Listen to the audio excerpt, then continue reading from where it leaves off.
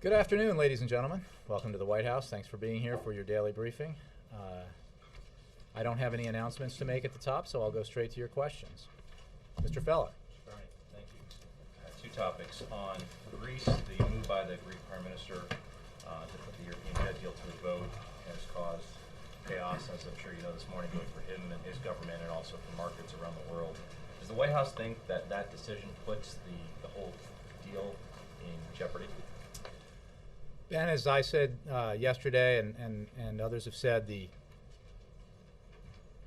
including the folks who briefed with me yesterday, the Europeans made some important decisions last week.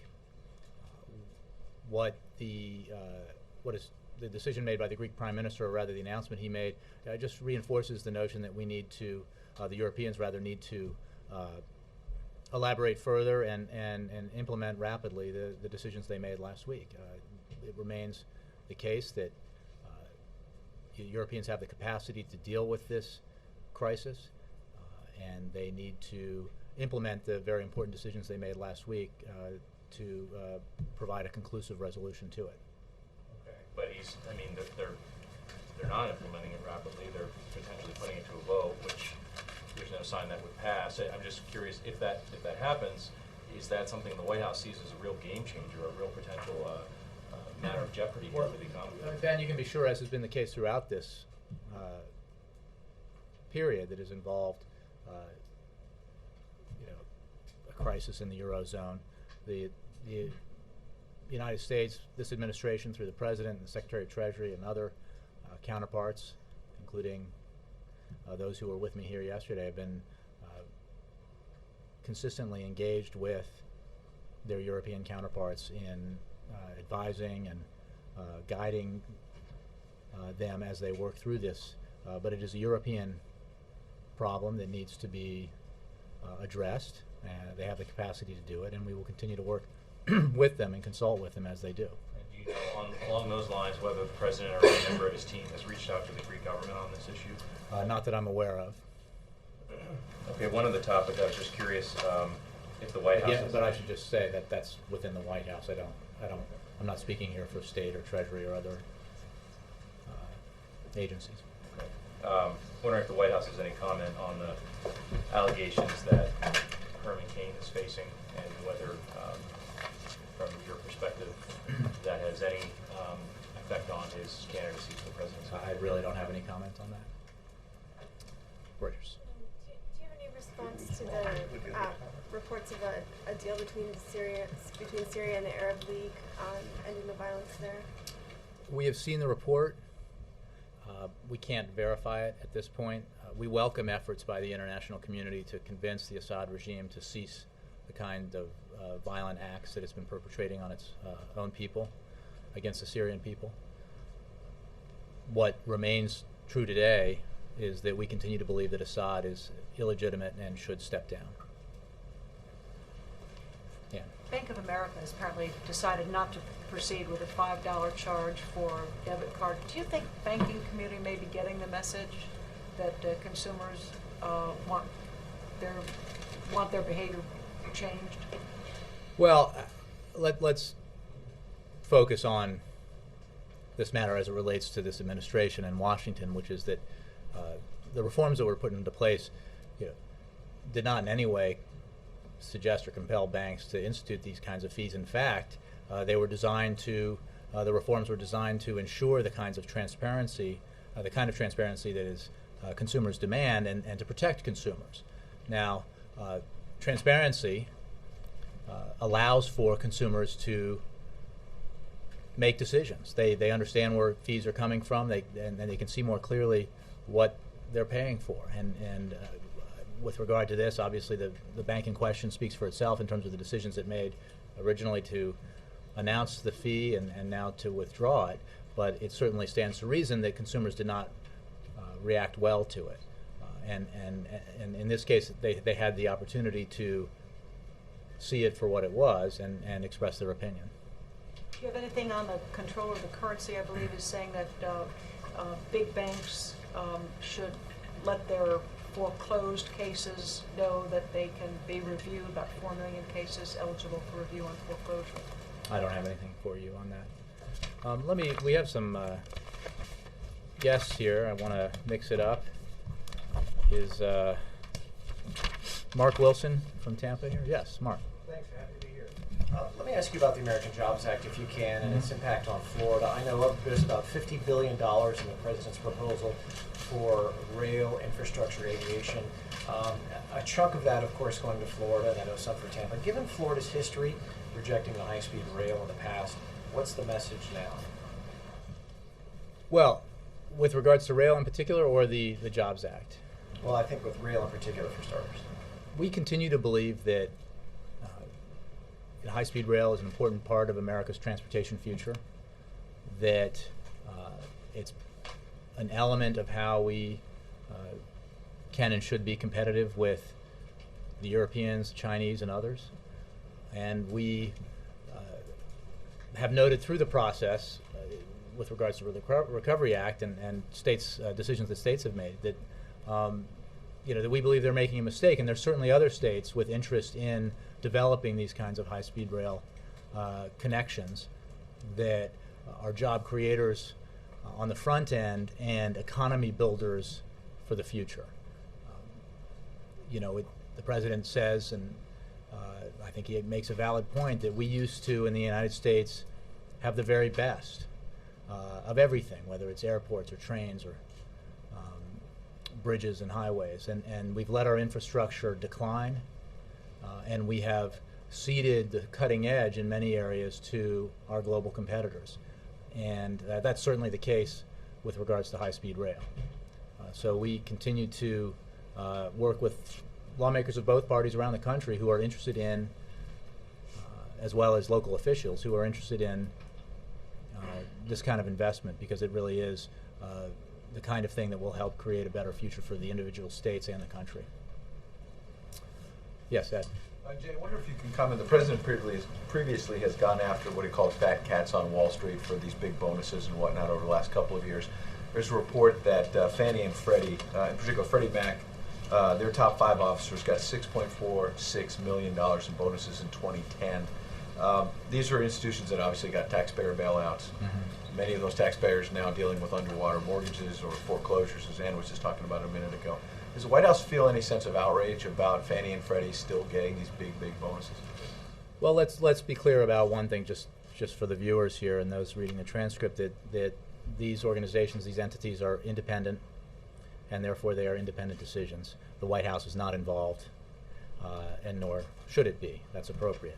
But there is a larger issue here. The economy is tough, people are hurting, and we understand that there's a lot of frustration out there because of that, and it's important that leaders, regulators, folks in the private sector as well as the public sector be responsive to people's legitimate frustrations. We believe that there needs to be accountability and responsibility in the compensation practices of firms, and that's why we fought to ensure that the Wall Street Reform and Financial Protection Act included say on pay, which would let shareholders have a voice in compensation practices, and important clawback provisions that would recoup compensation paid prior to a company's failure. Again, so that's a broader principle at work here. The White House does not have a role in assigning pay for this independent agency, but I think more broadly, everyone needs to be sensitive to and responsive to the frustration that is being expressed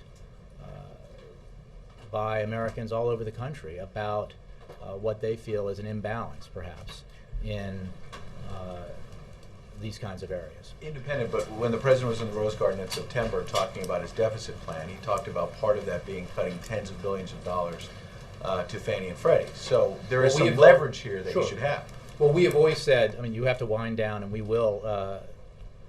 We need to wind Fannie and Freddie down, and we need to do it responsibly.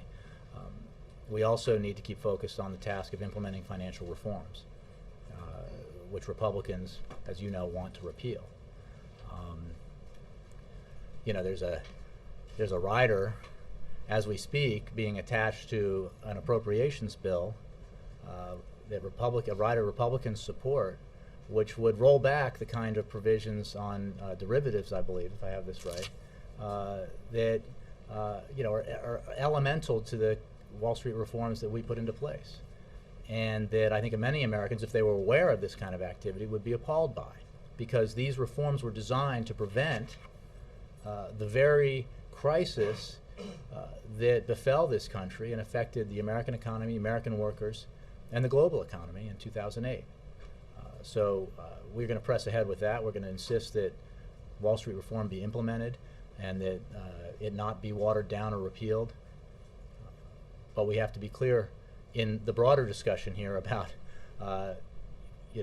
whose side this president is on, and in Congress, what Republicans are trying to do to water down or repeal the very reforms that the president fought so hard to put into place. Last quick thing on jobs. One of the local markets you brought in, I think, is from Hampton Roads, Virginia, and the president's going to designate Fort Monroe as a national landmark. Speaker Boehner is questioning the White House claim that this is going to create 3,000 jobs. Well, there's been so much back and forth over the last couple of years about stimulus, now about the current jobs bill. So how does the White House back up the claim that this will create 3,000 jobs? And I realized when I said bless you to Laura that on camera it might look like I was blessing you, which I bless you as well. But the jobs claims here, that the expectation that jobs will be created as a result of this designation actually are not made by us, but by local officials in Virginia, including, I believe, the governor. So I would suggest the Speaker take it up with them. The President believes very strongly that jobs will be created. Then how many, I think, we rely on the local officials to project. But he believes this is an action he can and should take that is inherently good because of the designation, and also is a job creator. Yes. Thanks, Jay. President Obama is scheduled to meet with House Democratic leadership today. Can you give us a brief preview of the nature of that meeting? Well, I think, as you know, he meets with congressional leaders and House Democratic and Senate Democratic leaders on occasion. I don't have a specific agenda to discuss, except for the broader agenda that the President and Democrats share, which is that Congress needs to do something about jobs and the economy. It is the #1 priority of the American people, and I'm sure he will discuss with the leaders who are here ways that perhaps the House can be compelled to take action on the issues that are of greatest importance to the American people. Has he invited Republican leadership to the White I don't House? have any announcements of future meetings to make. Will he? Anything's possible. And Jay, also, this super committee, it seems like a lot of the discussion that we're hearing is reminiscent of what we heard this summer. Given that we're getting closer to the deadline, has President Obama reached out to them? Will he be reaching out to them more in the coming days and weeks as we get closer? I appreciate the question. Let me make clear what is different about. There are two things that are different about this situation and the one this summer. One is, thanks to the insistence that the President made during those debt ceiling negotiations, Republicans no longer have, as a tool, the threat of default on America's financial obligations as a means of forcing action that they desire for ideological reasons or other reasons. But that tool has been removed from their toolbox, and I think the American economy is better off for it. Secondly, what's different is that, or significant about the period we are in, is that from a very early period here, before the super committee really got going, the President put forward a comprehensive package of proposals that is his plan for broad and significant deficit reduction and debt reduction. That includes an additional $3 trillion in deficit and debt reduction over the long term, and a balanced package.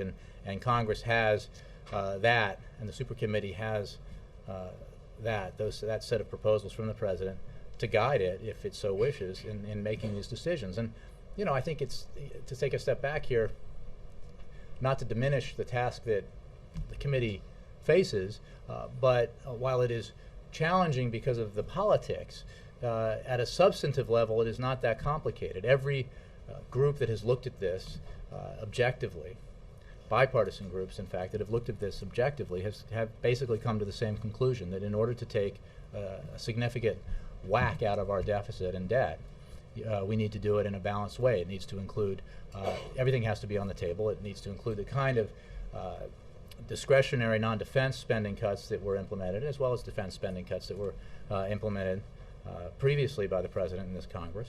It also has to include entitlement reform, and it has to include revenues. There is no other way to do this responsibly. Otherwise, you have to do it, via the means put forward by Congressman Ryan, for example, which, I think have been pretty soundly rejected by the American people, which is just to say, let's protect and expand tax cuts for the wealthiest Americans, hold them harmless, not ask anything from them, and shift the burden onto, in the case of the Ryan plan, onto seniors.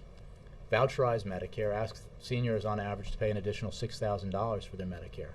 That's the kind of drastic action you have to take if you are basically saying those who have done the best over the last 30 years, and especially over the last 10 years, should bear no burden for dealing with this significant issue, which is the need to reduce our deficit and debt. Let me ask, is Tom Shad here, speaking of Hampton, Virginia? Yes, sir, Tom. Roads, yes. And we're talking about My Governor people are McDonnell. from there. My father grew up in Norfolk, Virginia. Ah, Norfolk. That's where I live right now. All right, it's a fine town. Well, Governor very small.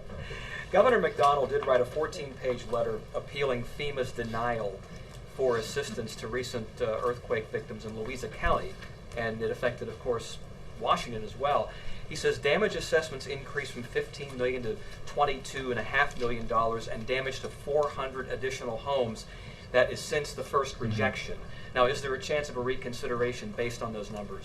Well, I would ask you to check with FEMA in terms of their processes for reviewing this, but I'm sure you do know, well, two things. One, that the administration in general has worked very closely with Virginia officials, including the governor, to respond to a number of disasters. As you know, just earlier this year, August 26th, the president signed an emergency declaration for Virginia in advance of Hurricane Irene. September 3rd, very quickly after the storm, President Obama signed a disaster declaration. That comes on top of two disaster declarations previously in his administration, one in 2009, one in 2010, involving snowstorms and other severe weather. The way that the same formula that FEMA looks at, that looked at in terms of recommending those disaster declarations for Irene and other disasters, was applied in the earthquake situation, and it's my understanding that FEMA decided that while there was damage, that Virginia had it within its capacity to deal with it with regards to the earthquake. Now, President Obama has ordered FEMA to stay focused, going to the top of your question, on helping Virginia recover and rebuild, and that's what this administration will continue to do. Sam. Thanks, Jay. I just wanted to ask ahead of today's meeting with leadership, how, and in light of Mr. Daley's comments to Roger Simon last week, how would you describe the president's relationship with House Democrats? I think his relationship with House Democrats is excellent, and I think that not least because Democrats in the House and the Senate share the president's goal of focusing on the economy and jobs. And it is very clear through this process, clear and unfortunate, that the obstacle to passing significant legislation that would grow the economy by up to an additional 2% next year and add up to 1.9 million more jobs, according to outside economists, is the Republicans. They voted in lockstep against it in the Senate, and they won't bring it up in the House. They won't separate it out and bring up provisions within it. I mean, hopefully that will change, and maybe it will change in the House. And I certainly there is some sign that there's a sensitivity here to what is becoming, I think, blatantly obvious to everyone in this room and everyone who pays attention, and that is that the Republicans in Congress are out of step, not just with Democrats in Congress or this president, not just with Democrats and independents out in the country, but even Republicans, their own constituents, their own constituents and even their own supporters within their own states and districts, who overwhelmingly support both the provisions of the American Jobs Act and the means by which the president and Democrats in the Senate believe it ought to be paid for. So the relations are quite good. So today's not about fence-mending? It's not at all. In fact, I think it's very much about strategizing on the number one priority that the president has, that the Democrats have, and that the American people have, which is doing something about sluggish economic growth and sluggish job creation. And it going back to early questions about the situation in Europe. We have to take action on the things that we can control, and this is something we can control. The president believes that if Congress were to act, as outside economists have said, that we can actually do something positive for the economy, for Americans who are looking for work. even as we have to deal with things like the crisis in Europe that aren't entirely within our control. We certainly should take action where we can do it. John Christopher. Might the President consider delaying the implementation of Dodd-Frank to keep the U.S. competitive, at least from a regulatory standpoint, with its European and worldwide competitors? The President believes firmly that the reforms that are part of Dodd-Frank, that are part of the Wall Street reform package, are the right thing to do, allow us to be both competitive and strong and prevent the kind of financial crisis that we saw befall the nation in 2008 and it affected the global economy. So the answer is no. All right. Will you give us a preview of the Key Bridge speech tomorrow? Is there going to be anything new from the other infrastructure speech he's delivered at Bridges? Well, I don't, I'm not sure. It'll be a little different. Key instead of Brent Spence.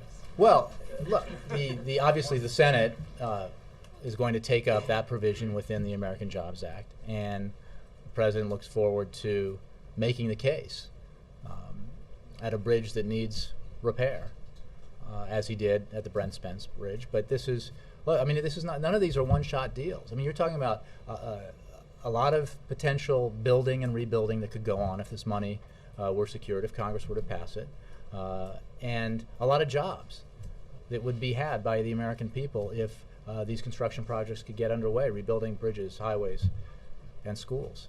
So I don't think that case can be made too often, especially when we're faced with obstruction in Congress. Because, as I've said before, the President understands that Congress won't act, Republicans won't act because he asks them to. That's one lesson we've learned. But Congress may act if their constituents insist that Congress acts. The Republicans, in this case, constituents, make their voices heard and say, get to work. Please focus on the things that matter.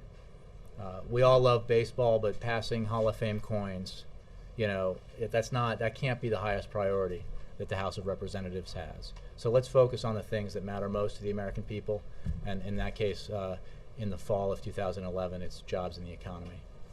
Let me see, is John Hook here? Yes. Phoenix, yes. Jay, thanks. It's a question about the border. You know, in Arizona, we went our own way with SB 1070. Feds sued us. We're waiting. You're talking about, yeah, that's the immigration law? Exactly. Now, the question is, the President argued during this, you can't have a patchwork of immigration laws going state to state to state. But what about the logic of whether that applies when it comes to marijuana law, which you have a patchwork of laws state to state to state? It's all over the board. I confess to you that I don't have anything to add to what's been said. I mean, I think it's a consistency question. I take your point. Obviously, there are lots of laws, and I'm going out of my lane here, neither being a lawyer nor a lawmaker, but that are reserved for the states. And then there are issues like immigration, because they involve our federal borders, that need to be handled at a federal level. And the problem that's created by a patchwork of immigration regulations, I think, is obvious. And that's why we need, to go to your point, comprehensive immigration reform, and why the President is so frustrated at times by the fact that there used to be a bipartisan consensus for immigration reform, a bipartisan consensus that was led on the Republican side by the last two nominees for president, John McCain and George W. Bush, of that party. And that consensus seems to have been lost, which is unfortunate. He will continue to push for bipartisan immigration reform. It's the only way to do it, and it's vital, and it needs to be comprehensive. So on immigration, that's what I can tell you. On the other issue, I don't really have an answer. Mr. Noller. Jay, on Fort Monroe, was that event left over from the bus trip a couple of weeks ago? Seems like it might have been a natural. Well, we had a busy schedule on that bus trip, and while I would have liked to have spent more time in that particular region of the state, we had plenty to do. So, I mean, look, the fact of the matter is, as I've been asked about, like, well, is this going to be just a few executive actions that the President's going to take? No. You know, he has asked his team, both in the White House and broadly within the administration, to look for ways that we can act, that he can act, using his executive powers, to advance the American people's agenda on the economy, on jobs, on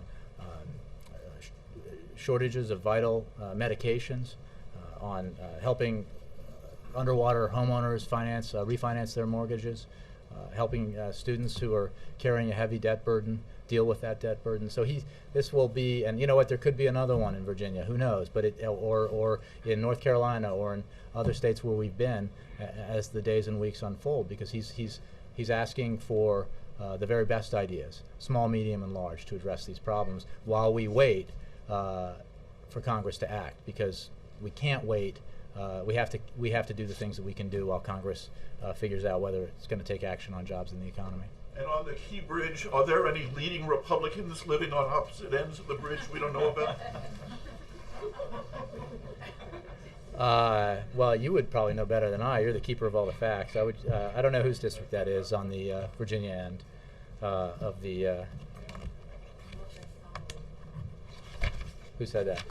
Very well. Very good. Let's see. What else do I have here? I want to call on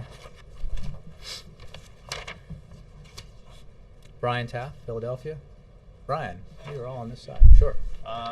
Since we're here talking about the Jobs Act, sort of piggybacking on Sam's question, and apologies if this has been asked before, but to what extent, given the obstructionist nature that you keep referring to in Congress, to what means is the president willing to go to break out various aspects through executive order or other means to pass these separate provisions of the bill? And how much has he inadvertently or otherwise sort of linked the success of his candidacy next year to the success of this act? To the Jobs Act? Well, he will do everything within his power to take action on the things that he believes are vital for the American people, and that includes the executive actions that he's taken and executive actions he will take in the future. And he will continue to make the case for the Jobs Act. Look, prior to today, I've been asked, oh, isn't this just politics? The president's out there doing this because he wants to create a contrast with Republicans. He wants to run against a do-nothing Congress. And I can assure you he would like nothing more than to be deprived of the opportunity to run against a do-nothing Congress because Congress actually decided to act and pass the American Jobs Act. And the difficulty we have with this is that I know, because I sat in the meetings, the Jobs Act was constructed, put together with pieces, with elements, that were the kinds of things that had traditionally been supported by not just Democrats but Republicans, and it was constructed that way deliberately, out of the hope that because this is the priority that the American people have so clearly identified, that Congress would act, that Republicans would see, hey, I recognize that, I voted for that once, more than once, in fact, whether it's infrastructure spending or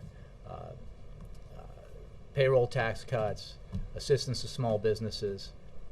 These are the kinds of things that should and have in the past deserved bipartisan support. So we will continue to press forward on it, and the president hopes very much that Congress will, in the end, break down and do the right thing. The Republicans will, in the end, because their constituents demand it, pass the provisions of the Jobs Act that are so absolutely necessary for this economy and the American people. As for the election, that's a year away, and an eternity in politics. He's focused on doing the things he can do right now, executive actions, legislative actions to move the country forward and help the American people. Yes. Are you Amelia? I am Amelia. Nice to see you. Minneapolis. Yep. It's along those questions too about these executive orders that the president has been issuing. He's had the legal authority to do it for quite a while now, for some time. Why did he wait until now to do this? Well, he has. These are not the first executive actions that he's taken, and he certainly, through his presidency, has issued. I'm sorry, in relation to the jobs bill. Well, I mean, but no, I take your point, and it's a good question.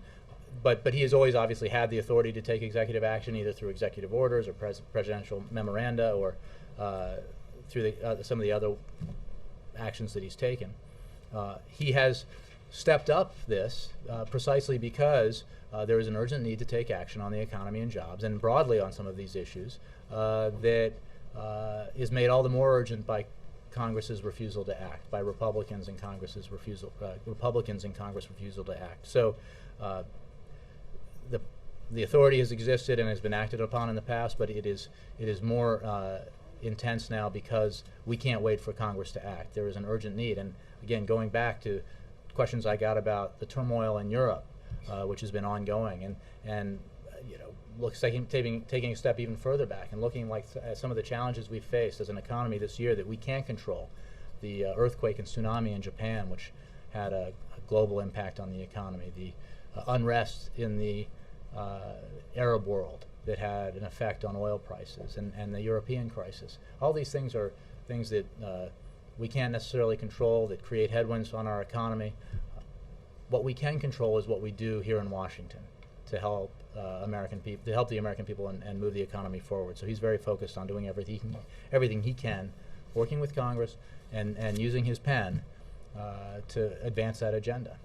And I just want to be clear that, as specifically, the Jobs Act is filled with provisions that require legislative action. So the executive authority he's exercising in these other initiatives do not overlap with the Jobs Act. He's not pulling pieces out and making them law by fiat. I mean, I'm sure he wishes he could do that, but some things require legislative action. Other things he can do through executive authority.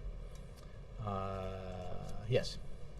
Last week, in the president's first executive order that he announced, he talked about reforms for HARP. I was just wondering if he would reforms for HARP for homeowners who wanted to refinance their mortgages. The other part of that would be HAMP for homeowners looking to modify their mortgages. And the Special Inspector General for TARP says there's about $30 billion the Treasury has for those homeowners that haven't been used. Can we expect to hear any action on HAMP, or is it less politically advantageous to be advocating for homeowners who are delinquent on their loans rather than those who have made good, in which those reforms would impact from last week? Well, I mean, those programs exist precisely because the president believes that it was important to take action, and restoring health in the housing market after its dramatic collapse remains a difficult challenge, and we are working aggressively to help all homeowners modify their loans to avoid going into foreclosure and investing in communities hit by the continued difficulties in the market. I don't have any announcements to make about next steps, but one thing we have learned through this process is that this is a tremendous challenge. The impact of the bursting of the housing bubble is broad and deep, and this president's committed to taking a series of actions to address that challenge, including the one he announced to help homeowners who are underwater but meeting their payments get refinancing, including the forbearance for unemployed Americans who are trying to stay in their homes, and obviously including HAMP and HARP and other programs. He'll continue to look for ways to improve the situation, alleviate the pressure on homeowners as we deal with this very difficult, broad and deep challenge. Brianna. How were the news outlets, Jay, that the president is doing interviews with today, how were they chosen, and what's he hoping to achieve? I mean, they represented a variety of states and cities in the country. We have Portland, Phoenix, Denver, Minneapolis, Houston, Omaha, Tampa, Hampton Roads, Philadelphia, as well as Hearst here, representing multiple localities. I mean, I think as you know, this is a unique day that we're having here, sort of live from the White House, and this is a program that we haven't done before. But the president has engaged in many regional interviews in the past, and we've brought in smaller groups of regional reporters, television reporters, and others, because it's very important for the American people to hear from their president. And one thing, it is true that the national media, largely represented here, is incredibly important and is a means through which we communicate and talk about what the president's doing. But the fact is that Americans all around the country, there are Americans all around the country, and the many, many millions, who get their news primarily through local television, local affiliates, and the president's very interested in communicating with them, in telling them what he's doing here, discussing the challenges that face their specific communities, the opportunities that those communities may have, whether it's in Hampton Roads because of the coincidental announcement of the Fort Monroe designation, or Las Vegas isn't on this, but we were out in Vegas recently talking about foreclosures, and we were out in Denver recently. I mean, so it really it's it's something, whether through this format or others, we will continue to do as previous presidents have, because we need to reach Americans where they live, if you will, to communicate with them via the media that they consume. And in this case, local television is obviously something that a lot of Americans rely on. Specifically on his jobs message, obviously, I mean, that's the message that I imagine he's really trying to push here. Sure, that is the message that he's been pushing, well, in many ways since the day he took office, but certainly since we put forward the American Jobs Act.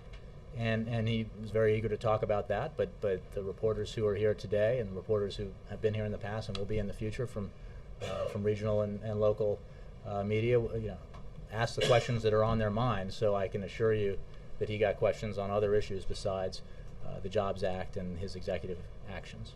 Thanks, Jay. Let me just call on Tracy Berry.